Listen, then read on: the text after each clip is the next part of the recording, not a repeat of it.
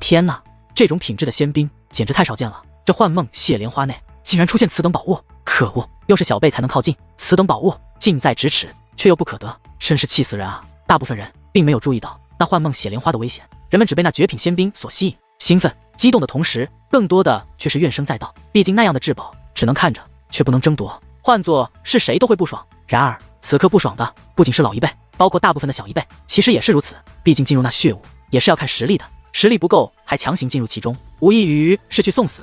那些地上躺着的人就是最好的例子，更何况在场的小辈天才那么多，就算轮也不会轮到他们。毕竟那些天才的实力可都是妖孽级的，因此眼下真正有实力进入血雾争夺那件绝品仙兵的，只有那么几个人：楚若诗、宋云飞、楚怀宇、任逍遥、楚灵溪、夏雨儿以及楚风。当然楚氏天族的那些小辈也具备着进入血雾的实力，而眼下楚若诗等人也皆是跃跃欲试，他们都已做好了准备，只要有人率先动身，他们所有人都会如同离弦之箭一般射入那血雾之内，因为这不仅是要争夺宝物，也是证明自己的好机会。尤其是楚若诗、宋云飞、楚怀宇等人，他们要向在场之人证明，小辈天才虽多，可最强的只有一个。因此夏雨儿也是按耐不住，准备动身了。他是想夺得先机，毕竟实力不如对方的他，唯有夺得先机，才有机会率先冲破幻阵，拿下那件绝品仙兵，不要进去。可就在夏雨儿准备动身的时候，楚风却是忽然对他开口。听得此话，夏雨儿那已经迈出的玉腿虽然停了下来，可是美眸之中却满是惊讶。他不明白楚风为何不让他进去。就在此时，楚风则将目光投向楚若诗等人，高声说道：“若诗姑娘，灵溪姑娘，我劝你们不要靠近血雾。”楚风此话一出，顿时让那些跃跃欲试的小辈们全都将目光投向了楚风，那目光如同夏雨儿一样，满是不解。楚风公子有何不妥吗？楚若诗问道。那血雾很是危险，楚风说道。靠！楚氏天族的众位小辈，尤其是男子们，顿时一脸的不爽，还以为你要说什么，搞了半天就是这么回事，这还用你说吗？但凡是长个眼睛的人都能看得出来吧？妈的，这不是废话吗？谁不知道这幻梦血莲花释放的雾气很是危险，用得着你说？这一刻，楚氏天族的几位小辈纷纷斥责楚风，他们看得出来楚怀宇很不喜欢楚风，而他们又是跟着楚怀宇混的，所以一有机会自然要好好的羞辱楚风一番。只不过对于他们的讽刺，楚风却是不以为然，而是继续看着楚若诗他们说道：“若诗姑娘，灵溪姑娘，那血雾真的没你们想的那么简单。当然，我只是提醒，信或不信随你们。楚风，你若是不敢，你可以站在那里不动，没必要阻止我们。就是搞了半天，你不仅是懦夫，还是小人，自己不敢进去，就拉着我们，也不让我们进去，简直太无耻了。”楚氏天族的小辈继续对楚风挖苦起来，他们根本就不相信楚风说的话，是真的觉得楚风是不敢进去，还要拉他们做垫背，不得无礼。就在此刻，楚若诗回过头去，轻喝一声，她的声音很轻，但却很具威慑力。她这一开口，楚氏天族的那些小辈立马就闭上了嘴巴。看得出来，他们不仅惧怕楚怀宇，似乎更惧怕楚若诗。楚风公子，你发现了什么吗？楚若诗再度对楚风问道。并未发现什么，纯粹直觉。楚风说道。楚风此话一出，不用楚氏天族的小辈说什么，旁人便议论纷纷。只是直觉，便劝人不要进入其中，这也太牵强了一点。楚风啊，楚风，我倒是觉得楚氏天族的几位兄台说的很对，你不仅是懦夫，还是小人，你自己不敢进去，也不想我等进去，但是我宋云飞可不会中你的奸计。宋云飞此话说完，便身形一纵，掠入血雾之中。几乎在宋云飞动身的同时，任逍遥等人也是跟着掠入了血雾之中。进入血雾，他们飞行了一阵子后，身体便不动了，并且也是闭上了眼睛，像是陷入了沉睡。但是潜入血雾的深度却也是不同，宋云飞距离那幻梦血莲花最近，接着是任逍遥，看来实力的强弱倒也是能够决定他们潜入血雾的距离。楚若诗，那楚风是个懦夫，莫非你也是不成？就在此刻，楚怀宇对楚若诗说道。他说这话的时候，嘴角还挂着一抹冷笑，这抹冷笑有着几分讥讽之意。看得出来，相比于楚氏天族的其他小辈，这楚怀宇倒是不怕楚若诗。而说完此话之后，楚怀宇则是身形一纵，掠入了那血雾之中。他所前行的速度虽然不如宋云飞，但却超过了任逍遥。楚风公子，多谢你的提醒，不过我还是准备试一试。楚若诗对楚风淡淡一笑，随后娇躯一纵，便也掠入了血雾之中。这楚若诗的实力果然不容小觑，掠入血雾之后，她竟然超过了宋云飞。尽管只是超过了1米的距离，可这却也足以证明楚若诗的厉害。毕竟他们二人可是境界相同啊。此刻，楚风看向了楚灵溪，他发现楚灵溪那个丫头还真是古灵精怪，有些让人捉摸不透。楚风劝阻期间，楚灵溪一句话都没有说，可是现在她却没有进入血雾的意思了。最重要的是，在楚风开口之前，这楚灵溪明明也是跃跃欲试，是准备进入血雾的。这也就是说，楚风的劝阻，楚若诗都没听，但这个楚灵溪却是听了。当然，不仅是楚灵溪听了，夏雨儿也听了。相比于其他小辈，夏雨儿更是知道楚风的厉害，所以尽管楚风所说的危险并无证据，可是他还是愿意相信楚风。居然真的有人信楚风的了，可惜啊，因为楚风这一番言语，我们竟然不能看到夏雨儿和楚灵溪2位美女天才的实力，真是太遗憾了。这楚风怎么这样，自己不敢进去，他还不让别人进去，我真是错看了他。眼见着楚风、夏雨儿、楚灵溪。这3位妖孽级天才都没进入血雾人海之中，有一小部分人开始发起了牢骚，他们都属于墙头草，对楚风不够了解，只是听闻，但是从始至终对于那些听闻都是半信半疑。眼下楚风无依无据的说那血雾危险，不让楚若诗他们进去，这些人便都觉得楚氏天族的小辈和宋云飞说的很对，他们是真的觉得楚风自己胆小不敢进去，并且还要阻拦别人。可就在这时，那人群之中忽然有一个楚氏天族的小辈脸上露出痛苦之色，紧接着那血雾中的大部分小辈脸上都露出了痛苦之色。见此一幕，围观的众人终于不淡定了。眼下除了楚若诗、宋云飞、楚怀宇、任逍遥4人，几乎进入血雾的所有小辈都是满面的痛苦，像是在承受着某种痛苦与折磨一般。可是要知道，这可不是寻常的小辈，虽然谈不上妖孽级别，但却也都是大千上界天才级别的存在啊。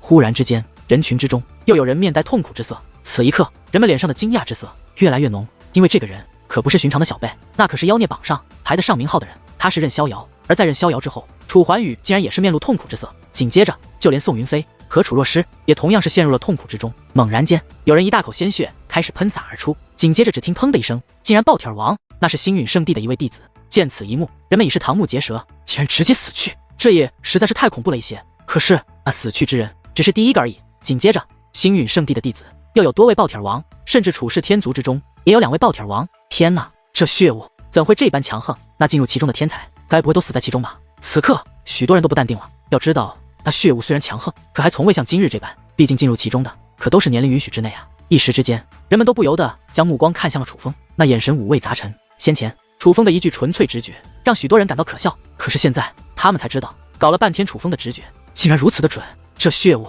还真是比人们想象的要危险得多。此刻夏雨儿也在看着楚风，那眼中可谓是满满的感激之色。他之所以感激，自然是因为楚风提醒了他，他才没有踏入那血雾，因为那幻梦血莲花太恐怖了，若是他也进入其中，且无法承受那血雾的幻境的话，怕是也要遭殃。大家想想办法呀，总不能这样放任下去吧？这些小辈可都是我大千上界的未来和希望啊！此刻有老一辈人物开始恳求众人想想办法解救那血雾之中承受痛苦的小辈们。其实此刻为楚若诗等人担心的绝对不止他一个人，哪怕毫无关系，可也有人为之担心。就如那位老者所说，楚若诗和宋云飞等人可是大千上界的未来，若是今日他们全部丧命于那血雾之内，这对大千上界来说都是一场劫难。就在这时，虚空之中忽然涌现出强大的力量，开始涌入那血雾，与血雾进行抗衡。那位出手之人是要强行将里面的小辈解救出来，这气息是5仙巅峰。众人惊讶，尽管那位出手之人没有展露真身，可人们还是能够感受到他的气息，并且人们还能够猜测到，这位不是楚氏天族小辈的守护者，就是星陨圣地小辈的守护者。毕竟如楚若诗、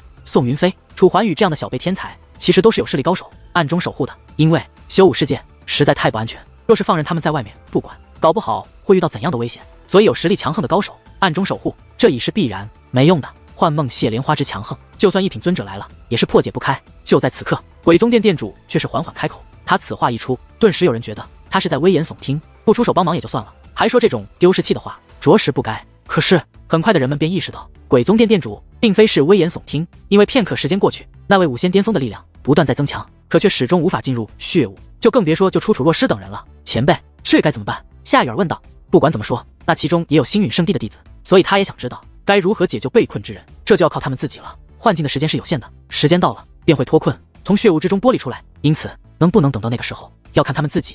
鬼宗殿殿主说道。的确是这样，除此之外别无他法。就在此刻，星翼长老也是缓缓开口，他们2个的话在场许多人都听到了，人们皆是信以为真，可是心中的担忧却是始终未减。虽然不再有人爆体而亡，可是那血雾之中的小辈们可却始终有着生命危险。眼下几乎除了楚若诗、宋云飞、楚怀宇之外，每个人都已是7孔流血，脸色苍白，身体在剧烈的颤抖着，那个样子就像是随时都会爆体而亡一般。甚至就连任逍遥的鼻子也在不断的流血，尽管他没有像其他小辈那样狼狈，可是那鼻子内不断流出的鲜血以及微微颤抖的身躯，却也让人们知道，连这位妖孽榜上的天才都已经扛不住了。终于，那被困在血雾内的小辈们开始失去御空之力，以进入血雾的顺序开始从血雾之中脱困。这一次，莫说楚氏天族和星陨圣地，隐藏在暗中的高手，单单是在场之人便纷纷释放出柔和的武力，接住了那些从血雾之中落下的小辈们，并没有染给他们，摔落在地上。很快的，除了爆体而亡的那几个人后，所有小辈都脱困了，大部分小辈都还陷入在昏迷之中，唯有楚若诗、宋云飞、楚怀宇、任逍遥这4个小辈从血雾脱困后便立即清醒过来。他们4个并没有依靠他人的帮忙，是凭借自己的实力站在半空之上的，只是哪怕从血雾内脱困后便立刻苏醒，以是证明他4人的不凡。可是此刻他们4人的脸色却仍是或多或少的有些难看，毕竟他们乃是大千上界小辈的代表级人物，他们此次进入血雾，就是要证明自己。可是眼下的结果却是让他们觉得很是丢人，但实际上并没有人觉得他们丢人，毕竟那血雾有多恐怖，人们都是亲眼见到的。今日的血雾的确是超乎寻常，太过诡异了一些。楚怀宇、宋云飞，你们现在还觉得楚风是在骗你们，是因为他不敢进去，才故意拦着你们的吗？忽然，一道悦耳的声音响起，只是这道声音映入楚怀宇和宋云飞等人的耳中，却是很不舒服。毕竟这声音之中充斥着满满的讽刺之意。况且说此话的不是别人，而是身份超然的楚灵溪。哼，血雾的难度摆在那里，根本无需他提醒。虽然我们未能成功拿到那仙冰，可是起码我们都进去过了，我们至少有这个勇气。而那个楚风呢？楚怀宇讽刺地说道，哪怕已经亲身体会到了那血雾的厉害，可是他却依旧不觉得楚风的提醒有多么重要。而就在这时，那些昏迷的小辈在诸位高手的治疗之下纷纷苏醒。苏醒之后，在他们的脸上皆是布满了后怕之色，因为亲身经历了那样的幻境，他们实在做不到不慌。楚种和楚班呢？忽然一位楚氏天族的小辈问道，他分明记得那两个人是与他一同进入血雾之中的，怎么现在看不到他们的身影？是啊，楚种和楚班呢？咦，我星陨圣地的弟子怎么也少了？很快的，旁人也注意到他们这些人中少了些身影，他们已经死了。有人说道，什么死了？此话一出，莫说旁人，就连楚若诗、任逍遥、宋云飞，包括那楚环宇，也是脸色一变。直到此刻，他们才真正的意识到，原来他们先前是与死亡擦肩而过了。再度看向头顶的血雾，哪怕是他们的眼中，也是涌现出了一抹后怕之色。而就在这时，那幻梦血莲花开始收拢。这一次与先前一样，虽然绽放的幻梦血莲花收拢了起来，可是那血雾却并没有消退，也没有一丝减弱的迹象。很快的，幻梦血莲花再次绽放，而这一次那血雾的浓度也是再度提升，甚至这一次那危险的气息已是扑面而来，在场的所有人都能够感受到那血雾的厉害。但是眼下人们却根本顾不得那越加凶险的血雾。此刻人们的目光深深地被幻梦血莲花的中心区域所吸引，那里的宝物已经换了，先前的绝品仙冰已然消失，此刻取而代之的乃是一把短剑。这把短剑通体黑色，长约3尺，一眼看去并无任何特殊之处，甚至在仙冰之中也只能算是平庸。可是这把短剑之上却刻着3个字，是这3个字吸引了在场之人的目光。楚汉仙。那黑色的短剑之上刻着楚汉仙3个字，是黑焰鬼剑。消失已久的黑焰鬼剑竟然又出现了，它竟然在幻梦血莲花之中。很快的，人群之中便掀起了轩然大波，人们都很激动，看到这把所谓的黑焰鬼剑，人们比先前看到那件绝品仙冰还要激动得多。而激动的同时，人们却也看向了楚氏天族的小辈，这可是楚汉仙亲手炼制的仙冰，是楚氏天族的镇族之宝啊！楚氏天族应该会将其收回的吧？人们轻声说道。然而看到这把剑，楚氏天族的小辈却没有太多的反应，他们只是被楚汉仙3个字所吸引，似乎并不知这剑的来历。若说看到这所谓的黑焰鬼剑，在场小辈之中情绪起伏最大的其实要数楚风。楚风向来沉稳，可是此刻的他却是有些失控了。当他看到那黑焰鬼剑之后，竟然连身体都在微微颤抖。不是楚风不淡定，而是当看到楚汉仙这3个字之后，楚风实在是难以淡定，毕竟那可是他的爷爷啊。楚风小友，你没事吧？鬼宗殿殿主注意到了楚风的变化，不由得开口问道。与此同时，如星一长老、夏雨儿以及在场的一些老一辈人物也都注意到了这种变化。一时之间，那些人的目光都凝聚在了楚风的身上，目光意味深长。我没事。楚风摇了摇头，随后问道，前辈，这剑有何来历？听得此话，鬼宗殿殿主目光有所变化，他早就猜测楚风此刻的不对劲可能与这黑焰鬼剑有关，而现在他几乎确定了这一点。但鬼宗殿殿主并未多问，而是对楚风讲述起这黑焰鬼剑的来历。原来这黑焰鬼剑乃是楚汉仙所铸造的第一件仙冰，而所用材料更是一件世间罕见的至宝，那至宝名为黑焰鬼铁。这黑焰鬼铁据说是从天而降的魔物，被楚氏天族以高价购买，为的就是要炼制一件厉害的兵器。只是这黑焰鬼铁具有灵性，若想要将它炼制，就必须先将其降服。只是降服它实在太难，整个楚氏天族都没人能够做到。无奈之下，这黑焰鬼铁只能被楚氏天族一直收藏着。后来楚汉仙横空出世，成为当时名震大千上界的超级天才，随后他更是挑战了那无人能够降服的黑焰鬼铁。最终楚汉仙不仅将这黑焰鬼铁降服，还亲手将其打造成仙兵，这才有了如今的这把黑焰鬼剑。别看这黑焰鬼剑看上去不怎么样，可是知道它的人都很清楚，这黑焰鬼剑的威力非常的恐怖，甚至曾被誉为是仙兵之首。黑焰鬼剑之所以能有如此威力，主要是因为它是黑焰鬼铁打造，当然身为这黑焰鬼剑制造者的楚汉仙也是功不可没，因此这黑焰鬼剑自然而然的便成为了楚氏天族的镇族之宝。本来黑焰鬼剑一直是楚汉仙的佩剑，但忽然有一日，楚汉仙却对楚氏天族的人说，他将黑焰鬼剑弄丢了。碍于楚汉仙在楚氏天族的地位，且那黑焰鬼铁也是楚汉仙征服并且是由他打造的这黑焰鬼剑，楚氏天族倒也没有说什么。可这毕竟是镇族之宝，楚氏天族一直很是心疼，甚至有传闻，这么多年来楚氏天族的高层一直在寻找这把黑焰鬼剑。现如今这黑焰鬼剑再度出现，人们自然惊讶。想必是谁都没想到，这黑焰鬼剑落到了这幻梦血莲花之中，自然而然的也都对处世天族小辈充满了期待。人们是觉得处世天族的小辈应该不会放过这个机会，他们应该会趁机将这件镇族之宝夺回去才是。得知关于这黑焰鬼剑竟是处世天族丢失的镇族之宝，在感受到众人那期待的目光后，处世天族的小辈可谓压力倍增。他们也知道，他们有义务去把这件黑焰鬼剑夺回来。只是那幻梦血莲花所释放的血雾太恐怖了，先前已是那般恐怖，此刻更是凶险万分。他们真是不想用自己的生命去冒险，哪怕是都不想试。这黑焰鬼剑未必是真的吧？这种情况下，处世天族的小辈中有人说道，他这么说是想给自己一个不去冒险的理由。可是他此话一出，便立刻引起了围观之人的不满，甚至有一位年迈的长辈更是直接开口说道：幻梦血莲花所展现的宝物还从未出现过假的。听得此话，不仅那儿我先前说话的处世天族小辈眉头紧皱，就连其他小辈也是有些不悦。他们只是想给自己找一个不去冒险的理由罢了，想不到这些围观之人竟然连这个台阶都不给他们，他们自然不爽。就算是真的又如何？这血雾如此凶险，进入其中无疑送死。楚环宇说道：环宇少爷所言甚是。楚环宇此话一出，便得到了处世天族众位小辈的附和。莫说楚环宇，哪怕是楚若诗也没有进入血雾夺回黑焰鬼剑的意思。对于这种情况，人们其实也能够理解，毕竟那血雾有多危险，人们是亲眼看到的。可是哪怕如此，人们还是多少有些失望，毕竟那可是镇族之宝，错过这个机会，可能就再也拿不回来了。可就在这时，忽然一道身影径直地飞入了血雾之中。看到那个人之后，人们皆是面色大变，因为那个人并非处世天族的小辈，也非星陨圣地的小辈，此人竟是楚风。当确定那掠入血雾内的乃是楚风之后，人们顿时迷茫了。先前那血雾还没有这般危险之际，楚风便提醒众人，那血雾危险，不得入内。当时还被处世天族的小辈说成是懦夫，可是现在这血雾的危险程度已然倍增，连处世天族小辈都不敢进入血雾的时候，楚风却选择进入了血雾。此时此刻，不管楚风出于什么动机，但人们都会忍不住去想，楚风和处世天族的那些小辈，到底谁才是懦夫？楚风进入其中，很快便陷入了沉睡，而众人则是陷入了吃惊。人们想的最多的是，楚风为何要冒此风险夺取那黑焰鬼剑？毕竟从先前楚风的表现来看，人们都能察觉到，楚风不像是看到宝物便如此鲁莽之人。唯有鬼宗殿殿主以及星翼长老等少数人目光中有了确定，他们都觉得楚风与楚汉仙是有关系的。若是楚风是与楚汉仙有关系，那便很有可能楚风与楚轩辕是有关系的。想到这里，鬼宗殿殿主竟然变得兴奋起来，不因别的，只因他确定楚风乃是楚汉仙的孙子，楚轩辕的儿子。只是兴奋还没多久，鬼宗殿殿主便目露担忧之色，楚风已经面露痛苦之色，并且开始发出轻哼之音。然而这只是一个开始，楚风脸庞越来越扭曲，甚至开始七孔流血，紧接着放声大叫起来，那声音之悲惨，听得人们心里发毛。这种情况下，在场的许多人都为楚风捏了一把冷汗，可是楚环宇和宋云飞等人嘴角却是掀起了一抹冷笑。见钱眼开，活该。宋云飞说道：见钱眼开，宋师兄，你此话说的不对吧？若楚风是见钱眼开，他为何不在绝品仙兵的时候就进去，反而在血雾变得更为危险的时候才进去？夏雨儿问道。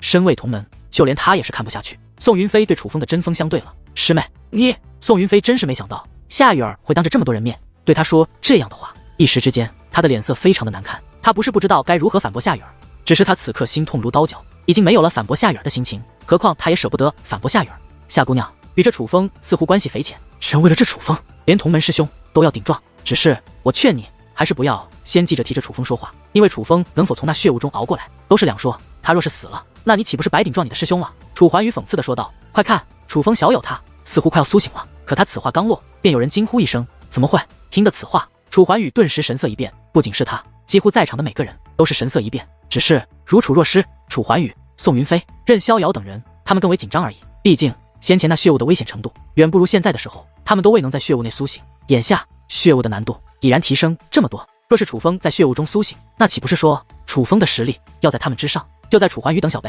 心生担心之际，楚风那紧闭的双眼竟然猛然睁开。楚风他真的在血雾之中苏醒了过来。一时之间，人群之中响彻起阵阵欢呼之声，人们实在无法控制住自己激动的情绪，因为眼下楚风不仅是在血雾中苏醒过来那么简单，他的脸上已无痛苦之色。最重要的是，楚风开始从容地在血雾之中飞行，正在向那幻梦血莲花靠近。这说明楚风他是成功的破开了血雾幻阵，血雾的力量丝毫未减，可楚风在其中飞行却完全不受影响。眼下楚风已然来到了幻梦血莲花之前，近距离看着那把黑焰鬼剑，楚风的内心则是起伏不定。这黑焰鬼剑当真是鬼斧神工，无愧于仙兵之王的称呼。可楚风此刻内心之起伏却绝不仅仅因为这些。先前他进入了幻阵，在那幻阵中经历了什么，唯有楚风清楚。在那幻境之中，一位老人对他进行的试炼，是那试炼给予了楚风难以承受的折磨和痛苦。虽然他一直未能看清那老人的模样，可楚风却能够感受到那老人的强大。若非要形容，那老人已非人类，是一位近乎为神的存在。他给予楚风的强大感觉，是楚风在其他人身上从未感受到过的，仿佛那是修武界最强的存在一般。可是如此强大的老人，却又给楚风一种非常亲切的感觉。那样亲切的感觉，楚风很少感受到，那是非常纯粹的血缘之情。因此，楚风觉得幻境中的那位老人多半就是自己的爷爷楚汉仙。虽然只是幻境，一切只是幻想，可这一切真的只是巧合吗？尽管楚风心里泛着嘀咕，可还是伸出手去将那把黑焰鬼剑握在了手中。这感觉，然而当楚风握住黑焰鬼剑的一刹那，楚风却是心中一紧。他先是陷入了惊喜，随后又感到深深的不解。他发现此刻被他握在手中的不仅仅是黑焰鬼剑，握在他手中的还有一样物品。那物品被以特殊手段隐藏，旁人看不见，哪怕楚风离他如此之近也是看不见，唯有将其握在手中才能感觉到。那是灵兽秘宝图。可是灵兽秘宝图不是已经被一个神秘人拍走了吗？怎么会出现在这幻梦血莲花之中？看来那个神秘人与这幻梦血莲花有着一定的关系。可是不是说这幻梦血莲花是无人可以操控的吗？还是说那幻梦血族真的存在？那个拍走灵兽秘宝图的神秘人就是传说之中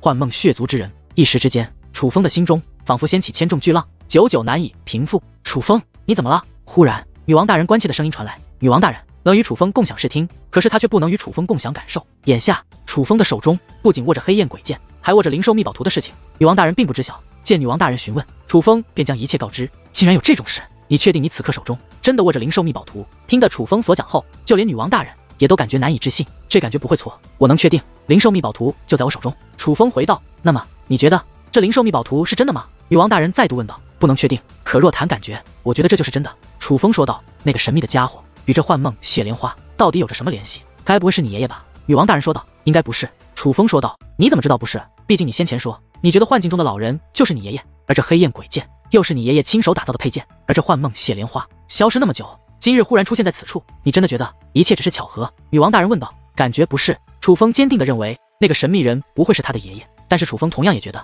这一切可能不是巧合。天下间哪里有这妖巧的事？楚风少侠他怎么不动了？该不会是出了什么问题吧？不应该啊，不是只要从幻境中醒来就安全了吗？然而在楚风与女王大人陷入沉思之际，旁观的众人却对楚风产生了担忧。他们并不知道楚风在与女王大人交谈，也不知道楚风此刻的手中还握着灵兽秘宝图，他们只看到楚风握住黑焰鬼剑后便不动了。这种情况下，人们下意识的便觉得楚风可能是遇到了危险。可就在这时，楚风却将那黑焰鬼剑举了起来。见此一幕，人们松了一口气，这说明楚风并无意外，他成功了。楚风少侠，好样的！一时之间，阵阵欢呼之声再度响起。莫说小辈们激动不已，就连老一辈的强者们也是难以按耐自己的心情。楚风今日之举，当真是让他们惊喜。原本以为楚风是懦夫，可是此刻他们却知道楚风是真正的勇士。当楚风成功闯过血雾，拿到黑焰鬼剑之后，人们赞叹的同时，也时不时的看一眼楚氏天族的小辈，他们的存在更是衬托出了楚风的勇敢。楚风，这黑焰鬼剑你准备如何处理？就在此刻，楚氏天族的一位小辈开口问道。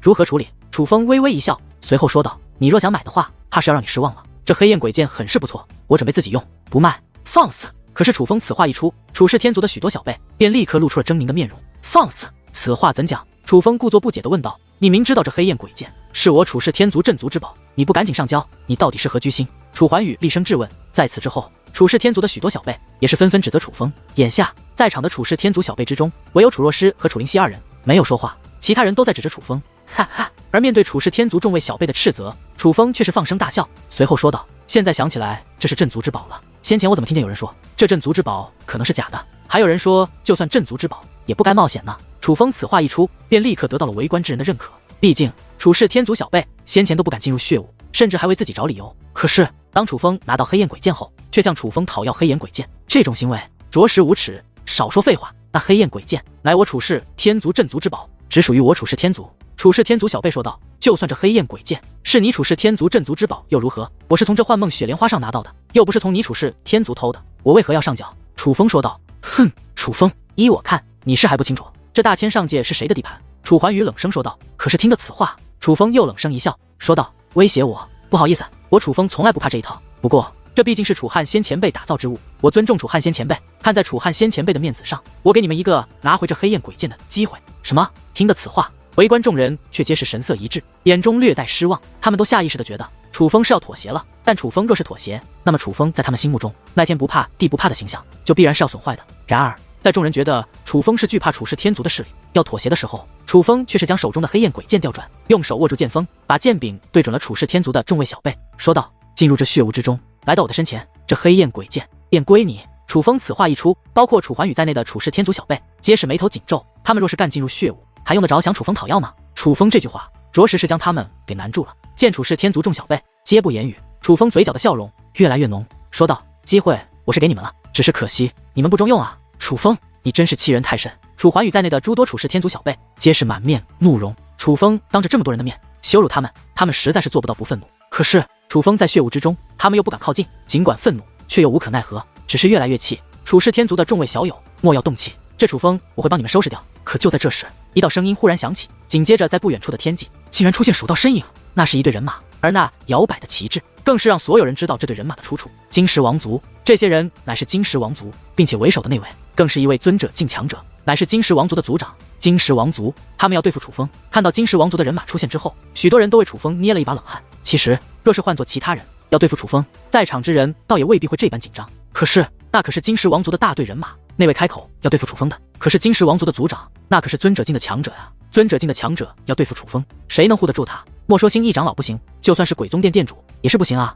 金石族长，楚风小友不过是赢了你儿一些仙武士罢了，你只因此事便要对付楚风小友，怕是太过小肚鸡肠了一些，不符合你的身份啊！鬼宗殿殿主说道：“你还真以为我是因为那点小事便要收拾这楚风的？”金石王族族长说道：“难道不是因为此事？若不是因为此事，那倒是要劳烦你给我一个对付楚风的理由了。毕竟你们在此之前无冤无仇。”鬼宗殿殿主说道：“是啊，对付楚风少侠，总要有个理由吧？”这一刻，围观之人也是纷纷附和。其实他们都有些不信金石王族族长所说之话，人们都觉得他其实就是因为楚风赢了他的儿子大量的仙武石，所以才想要报复楚风。至于他所说的不是因为此事，人们其实根本就不信。受人之托，忠人之事罢了。金石王族族长说道：“受人之托。”金石王族族长此话一出，顿时掀起了轩然大波。莫说旁人惊讶，就连楚氏天族的小辈都是非常的惊讶。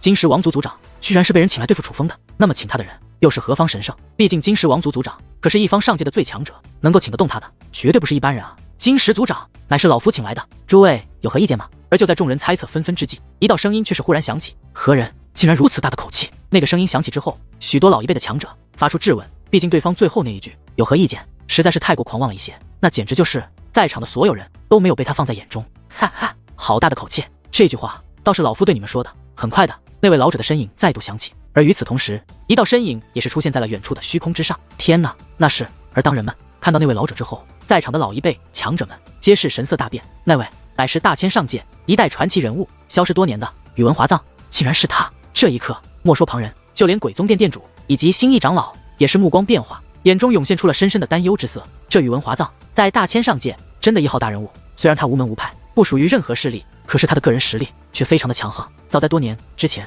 便已然踏入尊者境，虽然现在的他依然是一品尊者，可是他的实力绝对是寻常的一品尊者可以比拟的。这样的存在，莫说鬼宗殿这种势力，就算是星陨圣地那种庞然大物，也不愿意与他为敌。而众所周知，这宇文华藏虽然无门无派，可是他却是宇文城城主的师尊，所以宇文华藏和宇文城的关系非同一般。而宇文城城主的儿子又被楚风所杀，宇文华藏倒也有了足够的理由来对付楚风。这一刻，所有人都是暗叫不好，因为相比于金石王族，这宇文华藏其实更为棘手。我要对付这楚风，诸位有何意见吗？宇文华藏对众人问道。他此话一出，莫说旁人，就连鬼宗殿的殿主也是不敢开口。这宇文华藏是出了名的亡命徒，他什么事情都做得出来。虽然鬼宗殿的身后也是有着依仗的，可是那个依仗今日毕竟不在，若是鬼宗殿替楚风出头的话，以宇文华藏的性格，就算灭了鬼宗殿都不是不可能的事情。权衡利弊，鬼宗殿殿主也是不得不闭紧了嘴巴。同时，那位先前说过一定要保护楚风的新一长老也是不敢说话，不因别的，只因为他清楚宇文华藏的为人，所以他才不敢开口。他害怕若是替楚风出头，莫说他要遭殃，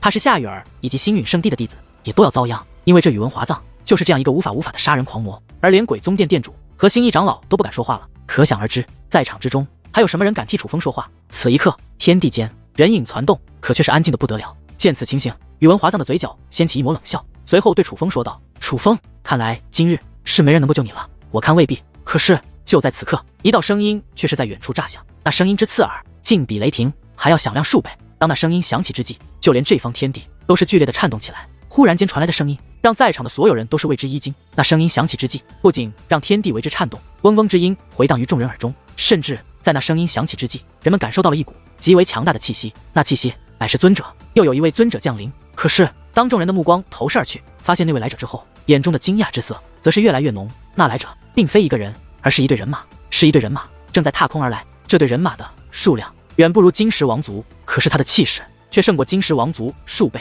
莫说那些人的修为皆是极强，单说他们的服饰，便让在场的所有人都为之战栗。那服饰是一种特殊的标志，是大千上界所有人，有着大千上界所有人都清楚的含义。他们乃是大千上界最令人闻风丧胆的存在。处世天族刑罚堂，那是处世天族刑罚堂的人马，不仅处刑天、处刑的、处刑人这3位刑罚堂内最顶尖高手全部到齐，甚至连刑罚堂的副堂主楚轩正法也出现在那队人马之中。而那位尊者的气息，正是来自于楚轩正法。天哪！处世天族的刑罚堂怎么会出现在这里？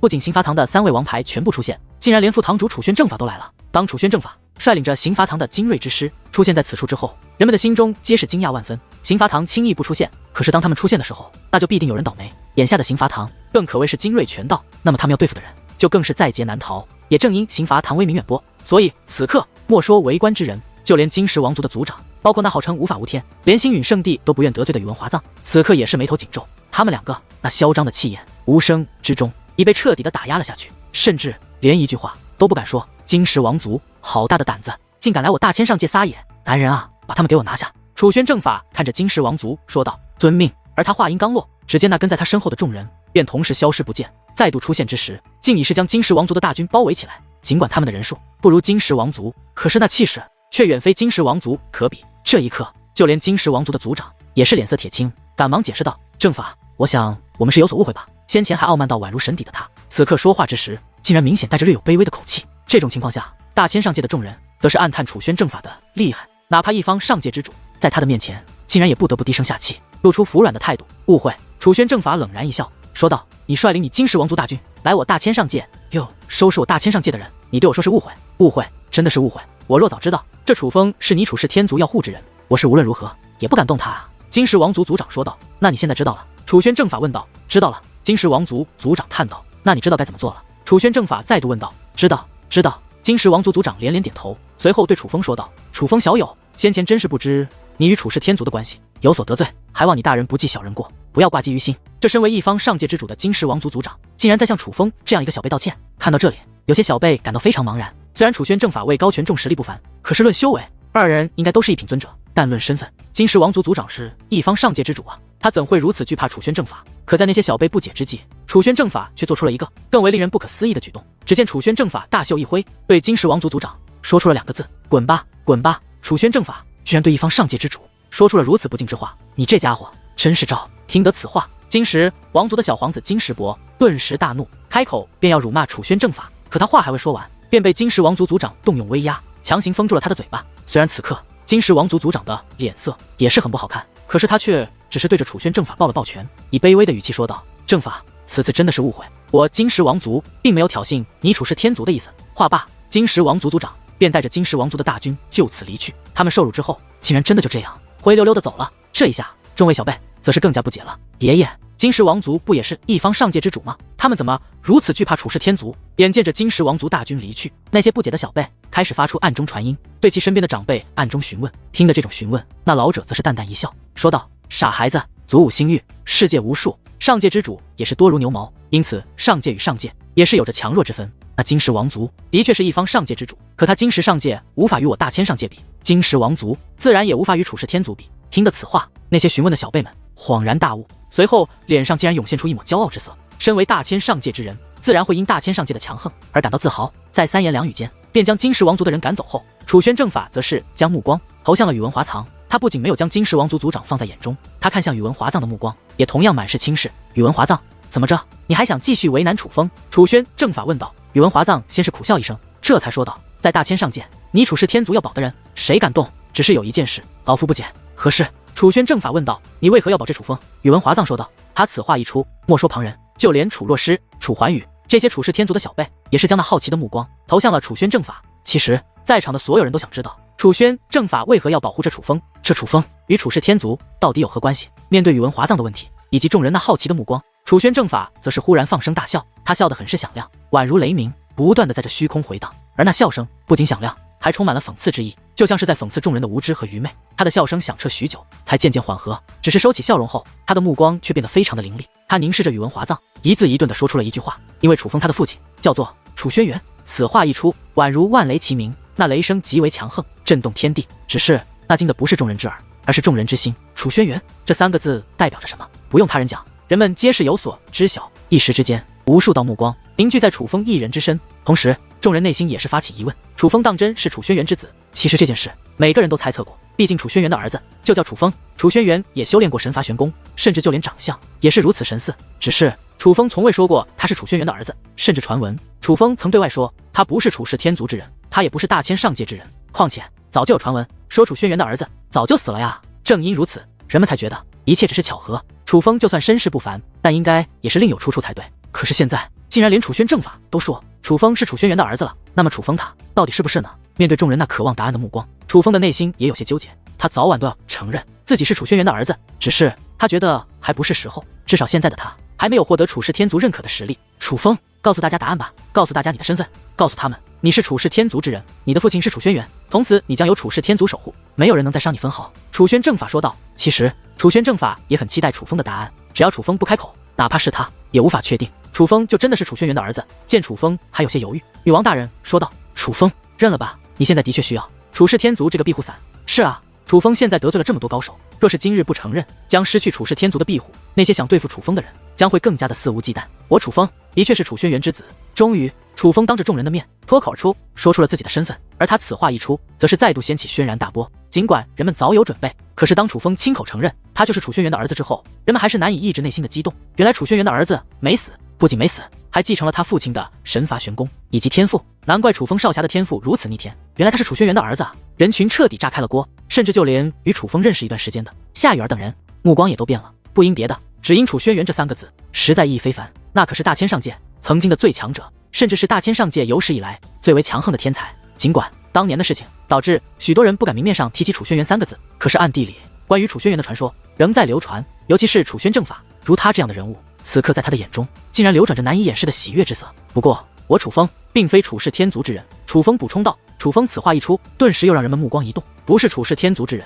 都承认是楚轩辕之子了，怎么可能还不是楚轩辕的儿子？楚风少侠，这玩笑可不怎么好笑啊！不解之余，有人也以玩笑的语气说道：这并非玩笑。楚风淡淡一笑，随后指向了自己的额头。随后只见楚风的额头之上出现了燃烧的烙印，那是一个字，废字。看到这个废字，许多老一辈的强者都是一惊。这个废字的含义他们是知道的，那是楚氏天族将族人废除之际在额头上的烙印啊。不，准确来说，这是烙印在灵魂之上的烙印，是无法抹去的烙印。楚风当年离开楚氏天族的时候还是一个婴儿，楚氏天族居然在那个时候就在他的额头之上留下了这样的印记，这也未免太过分了一些。一时之间，人们的内心也是起伏不定，尤其是老一辈强者看着楚风竟然满是心疼，他们终于知道为何楚风不承认自己是楚氏天族的族人了。楚风当年之事，族中做的的确有不妥之处，可其实族中也是有难言之隐的。楚轩正法说道。难言之隐。楚风冷然一笑，他只说了这样一句，可偏偏只是这一句便足够讽刺。是啊，哪怕再有难言之隐，也不该多一个孩子下手，更何况那还是一个婴儿。楚风，难道你不准备回到楚氏天族吗？你的父亲不是说要你得到楚氏天族的认可吗？此刻女王大人说道，她其实是有些担心，因为楚风现在的境地当真是不妙。其实女王大人是希望楚风可以回到楚氏天族的，至少应该利用好这个庇护伞才是。但我做不到，我可以为利奥得知关于我母亲的事而去变强，去得到楚氏天族的认可，可是我没办法原谅他们，我无法原谅他们对我和我父亲做过的事。楚风说道。说这话的时候，楚风的拳头甚至暗暗握紧，只要想到当初其父亲被楚氏天族的画面，楚风的整个灵魂都仿佛在燃烧，那种怒火让他难以忍受。因为若是换做他人做这种事，楚风完全可以大开杀戒，可是做这种事的偏偏是他的族人，楚风不可滥杀无辜，这是最让他难受的地方。而就在这时，那幻梦血莲花的周遭空间一阵颤动，随后那血雾开始消退，紧接着幻梦血莲花便就此消失。而就在这时，人们感觉天地剧烈颤动，莫说小辈强者，哪怕如鬼宗殿殿主和新一长老这种5仙级别的强者也是难以站稳，在那一刻就仿佛失去了平衡感，险些就摔倒于地，那感觉只存在一瞬间。而这一刻，人们惊愕地发现，在楚风的前方有着2股异常强大的武力正在对峙，这2道武力太过强大，连虚空都被震碎，化作黑暗的漩涡。是宇文华藏和楚轩正法。原来先前的震动是因为尊者境的强者出手了，可是他们居然只感觉到了那强大的力量，而没看到对方出手。一时之间，人们一脸的后怕，尊者境实在太恐怖了，幸亏是对楚风动手，若是对他们的话，怕是怎么死的都不知道。楚轩正法，这楚风都不承认他是楚氏天族之人，你还要护着他？宇文华藏对楚轩正法问道。这种问题毫无意义吧？楚轩正法说道。那我若说这楚风我今日非杀不可呢？宇文华藏问道。听得此话，楚轩正法则淡淡一笑，随后在他的眼中涌现出了一抹冰冷无比的寒意。你可以试试。哼，楚轩正法，你也未免太瞧不起老夫了。今日若是你父亲拦我，我不敢冒犯。可是你踏入尊者境应该没有多久吧？而老夫踏入尊者境已是多年，一品尊者境内几乎少有人能与老夫抗衡，更别说你刚刚踏入尊者境的毛头小子了。宇文华藏说道。此刻的他与先前的态度完全不同，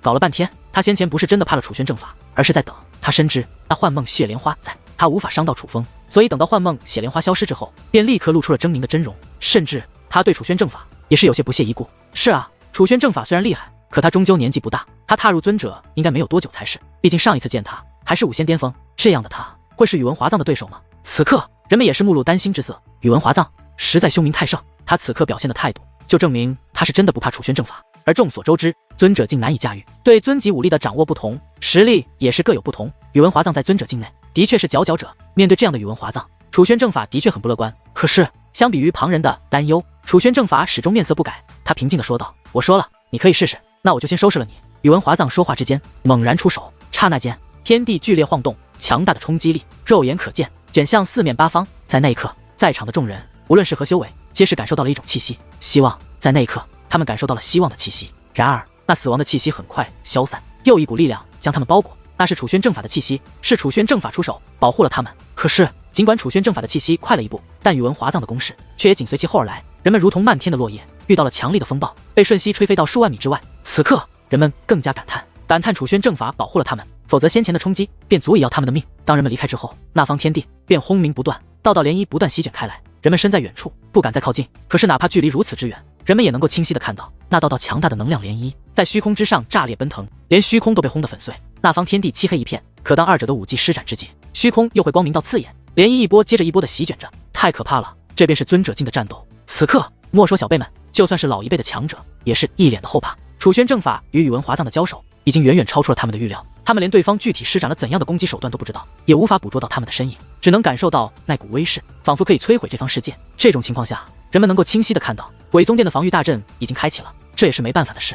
宇文华藏和楚轩正法的力量太强，若是不开启防御大阵，单单二人掀起的能量涟漪便足以将整个鬼宗殿摧毁。尊者境便是如此的恐怖。眼下夏雨儿等人站在鬼宗殿的城墙上，有着防御大阵守护，倒是能够勉勉强强抵挡住二者所掀起的能量涟漪。只是哪怕是那涟漪，却也让那防御阵法摇摇欲坠，甚至出现了道道细小的裂痕。涟漪已是如此，若是尊者直接发动进攻，这防御大阵是绝对挡不住的。前辈，楚风他不会有事吧？夏雨儿对鬼宗殿店主问道。